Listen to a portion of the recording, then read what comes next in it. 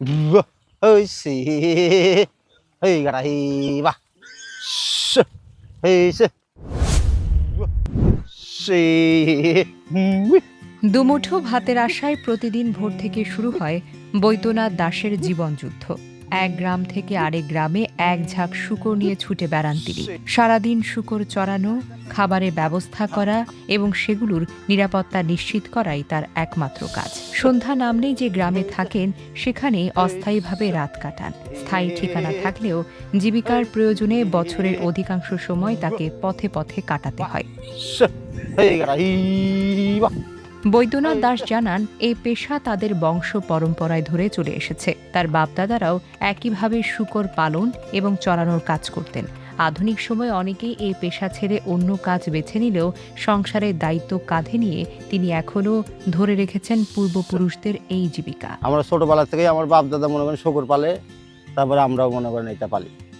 আমাদের এটা ব্যবসা, মনে করেন যে বাচ্চা উৎপাদন হয়, তারপরে এটা বাচ্চা বিক্রি করে তাদের সংসার চালায়। আপনার মনে করেন যে একটা শুয়ার মনে করেন যে আপনার মনে করেন 8 মাস 9 মাস বয়স হলেই মনে করেন বড়ে, তারপরে মনে করেন আরও মনে করেন যে 3 মাস 3.5 মাস পর বাচ্চা তোলায়। মনে করেন তাও আপনার 5টা 6টা 7টা 8টা 10টা পর্যন্ত হয়। পরে মনে করেন যে 3000 4000 এরকম দাম আছে। তবে এই পেশা মোটেও সহজ নয়। প্রচণ্ড রোদ, বৃষ্টি, ঝড় এবং কাদা কোনো কিছুই তাদের পথ চলা আর থামাতে পারে না।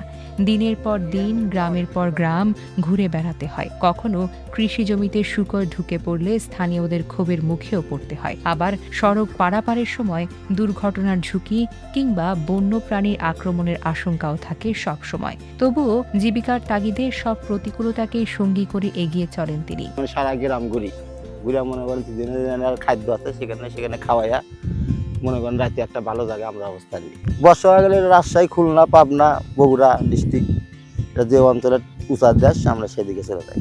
থাকি মনে করেন কাগজ দিয়ে মনে করেন যে তালাই দিয়ে ঘর তুলে। শূকরগুলোকে সুস্থ রাখা এবং পর্যাপ্ত খাবারের ব্যবস্থা করাও বড় একটি চ্যালেঞ্জ। অনেক সময় খাবারের সংকট দেখা দিলে দীর্ঘ পথ পাড়ি দিয়ে অন্য গ্রামে যেতে হয়।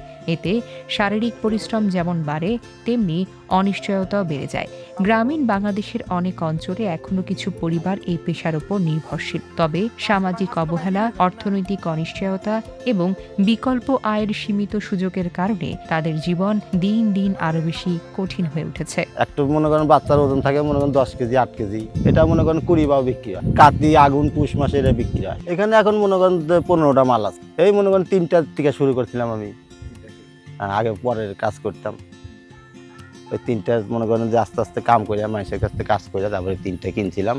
ওই 3টাই আমি মনে করেন লালন পালন করি। বৈদ্যনাথ দাসের মতো মানুষের জীবন সংগ্রাম কখনো আমাদের মনে করিয়ে দেয় সমাজের আড়ালে এখনো এমন অনেক মানুষ রয়েছেন যারা প্রতিদিন কঠোর পরিশ্রম করেও ন্যূনতম জীবিকা নিশ্চিত করতে সংগ্রাম করছেন। ঝড়, বৃষ্টি, কষ্ট আর অনিশ্চয়তাকে সঙ্গী করে তারা বেঁচে আছেন শুধু পরিবারের মুখে দুমুঠো ভাত তুলে দেওয়ার আশায়।